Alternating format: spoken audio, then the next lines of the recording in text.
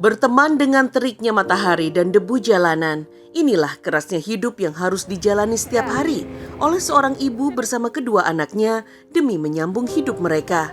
Mirisnya, salah satu anak dari sang ibu menderita skoliosis atau kelainan tulang belakang yang membuat tubuhnya bengkok bahkan hingga bagian kepalanya.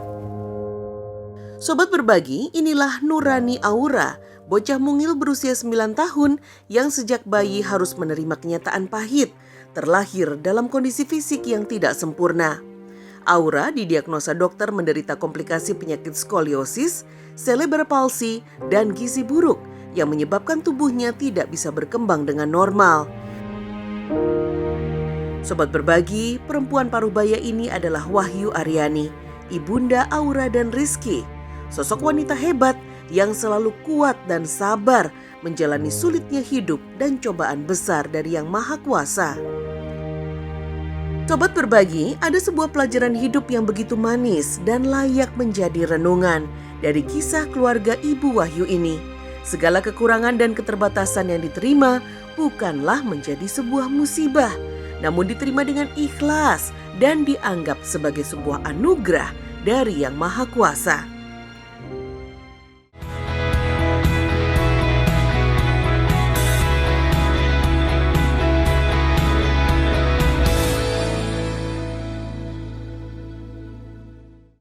Entah apa yang sedang dirasakan oleh Aura sekarang.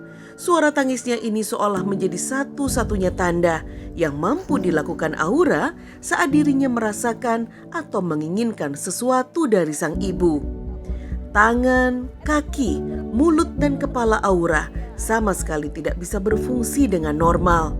Bahkan kini bagian tulang leher dan punggungnya sudah membengkok dan kaku, sehingga tubuh Aura sudah tidak bisa diluruskan sama sekali. Yang pertama kejang ya.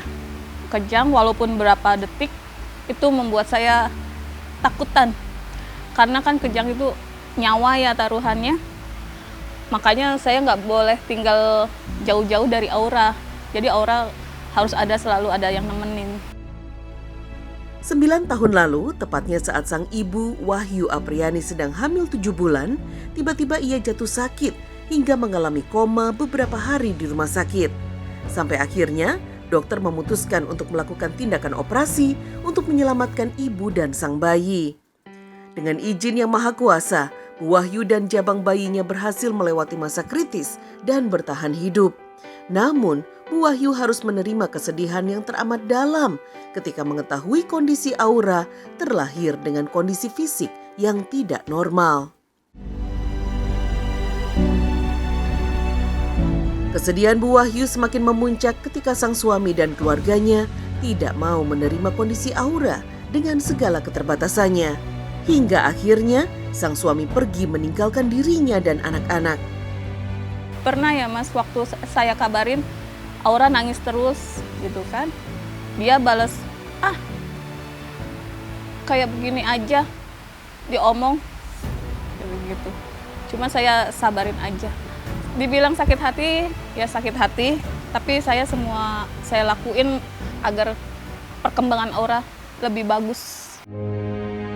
Kondisi ekonomi yang sulit membuat Bu Wahyu tidak dapat berbuat banyak untuk penyembuhan Aura.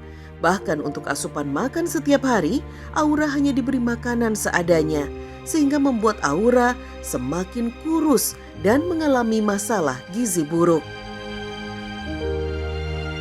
Hingga waktu terus berjalan dan tidak terasa kini Aura sudah hampir 10 tahun terbaring lemas tidak berdaya.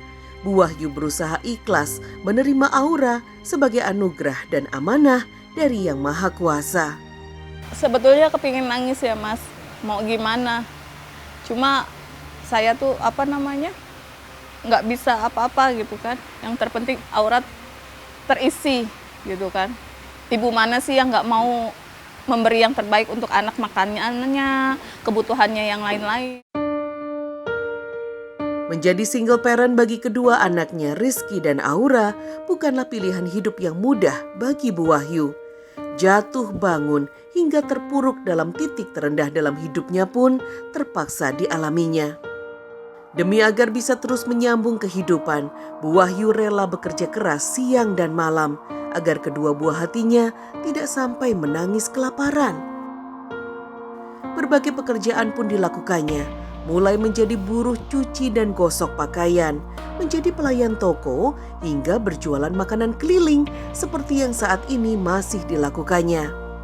Bu Wahyu terpaksa harus mengajak kedua anaknya saat bekerja karena tidak ada orang yang bisa menjaga mereka di rumah. Saya pas ayahnya ninggalin gitu, saya berusaha nyari uang dengan bekerja di toko baju, dengan membawa anak-anak.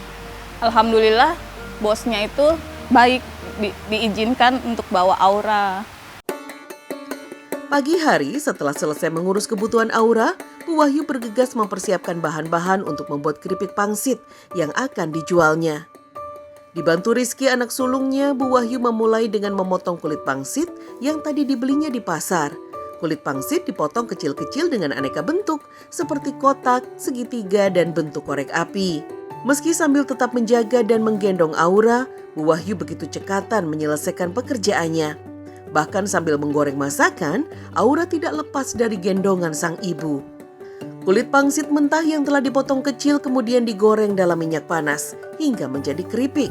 Proses yang cukup sederhana. Lalu keripik pangsit ditiriskan dan dimasukkan ke dalam toples plastik dan ditunggu hingga dingin. Rizky kakak Aura tidak mau hanya berpangku tangan saja di rumah. Meskipun usianya baru 10 tahun, dirinya sudah terlihat mahir membantu sang ibu membuat keripik pangsit.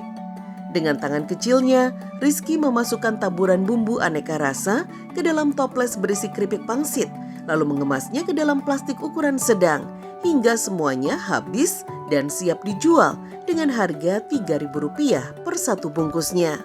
Saya kadang sangat berdosa ya, istilahnya selama ini Aura terlahir nggak pernah mendapatkan kasih sayang dari ayahnya, perhatian dari ayahnya gitu loh. Itu yang terkadang membuat saya sedih. Tidak menunggu lama, Bu Wahyu dan anak-anaknya segera membawa dagangan keripik pangsit untuk dijajakan keliling. Lagi-lagi, Bu Wahyu tetap harus mengajak Rizky dan menggendong Aura saat berjualan keliling. Perlahan kaki Bu Wahyu dan anak-anak menyusuri ramainya jalan raya hingga masuk ke pemukiman warga. Sesekali mereka menawarkan dagangan kepada siapa saja yang ditemuinya di jalanan. Satu persatu bungkusan keripik pangsit mulai laku terjual. Sampai senyum tipis terlihat di raut wajah Bu Wahyu yang selalu penuh harapan. Hari ini dagangannya bisa habis terjual. Saya kalau sama omongan orang saya udah nggak peduli ya. Yang penting saya harus fokus sama anak. Saya ambil untuk kegiatan apa gitu, nggak usah saya peduliin mas. Sobat Berbagi, Bu Wahyu tidak mau menyerah sampai di sini. Di tengah perjalanan berjualan keripik pangsit, dirinya juga mampir ke rumah seseorang yang membutuhkan jasa untuk mencuci dan menyetrika pakaian. Semua ini ia lakukan seperti tidak pernah mengenal kata lelah demi kebahagiaan Aura dan Rizky. Oh ya, baik Bu. Ya, terima kasih. Alhamdulillah, dari hasil berjualan keripik pangsit dan upah buruh cuci gosok ini, Bu Wahyu bisa mendapatkan rejeki sebesar Rp50.000. Jumlah ini sudah dianggap cukup besar bagi Bu Wahyu. Dirinya sudah sangat bersyukur hari ini bisa membelikan bubur dan susu untuk Aura. Saya cuma satu harapan saya ya mas selama ini, saya ingin dari nenek, kakeknya, ayahnya mau berkomunikasi lah. Walaupun mereka benci saya, tapi jangan benci Aura gitu loh. Demi perkembangan Aura. Sobat Berbagi, untuk membantu proses kesembuhan Aura, tim Seleb Berbagi Berkah akan melakukan lelang berkah. Seorang aktor dan host televisi keren bertubuh atletis akan melelang barang-barang koleksinya. Dan hasil penjualannya nanti akan disumbangkan langsung untuk Bu Wahyu dan anak-anaknya. Siapakah dia?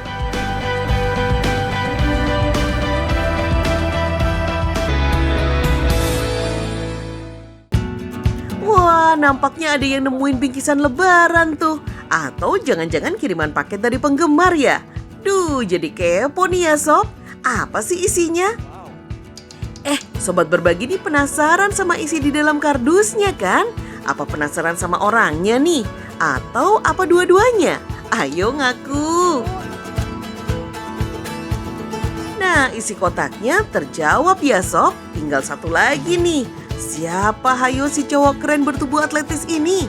Pasti udah pada kenal kan ya? Iya, cowok muda ini seorang host dan pemain film. Badannya yang atletis dan bugar karena ia adalah jawara di tahun 2018 di sebuah ajang pencarian bakat, sebuah produk minuman suplemen khusus pria. Itu tuh yang perutnya harus six pack gitu deh sob. Saya Fandi, 28 tahun, DKI Jakarta. Ini dia Ivan Likabul. Halo Kak Ivan, yuk ikutan lelang berkah aja. Daripada barang-barang koleksinya cuma disimpan di kardus gitu. Ntar pada mubazir loh.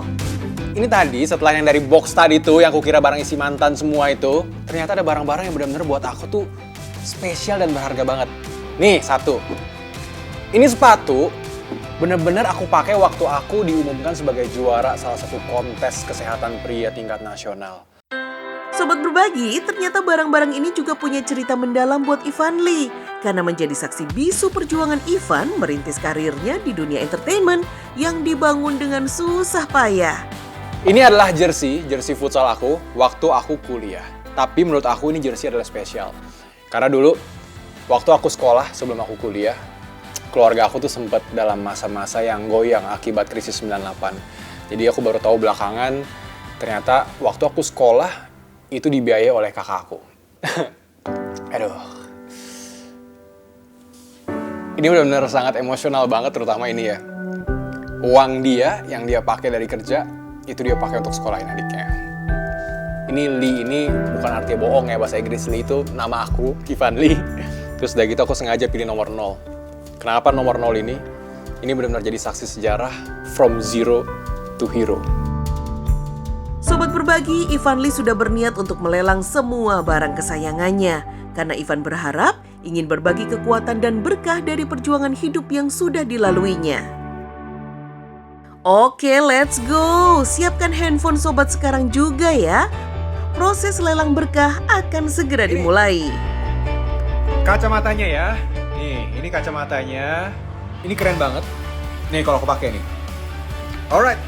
Start from Rp100.000. Aku yakin kamu di mana-mana ini nggak 100.000 kalau kamu dapetin kacamata seperti ini. Ini adalah gaji pertamaku waktu aku pertama kali masuk ke dunia entertainment. Haris Prayudi 100.000. Bebastari 350. Wow, terima kasih. Fendi Wijaya 691. Ini berapa nih? Nolnya berapa nih? 6 ya? 1 juta. Wow, thank you. Wow, ada yang masuk terakhir. Andrianus Wijaya 1,5 juta. Ini warnanya biru. Ukurannya 43. Oke. Nah, siapa nih yang ukurannya 43? Boleh. Bebastari 600.000. Wow. Agunawan Sebastian MC 500. Wih, pas banget. Ini menurut aku sih bisa banget dipakai buat MC. Ya nggak sih? Iqbal Habibie nomor 10, tapi udah langsung dipatahkan oleh Sandy sendiri 675. Ini barang terakhir. Ini kaos, tapi bukan sembarang kaos. Oke?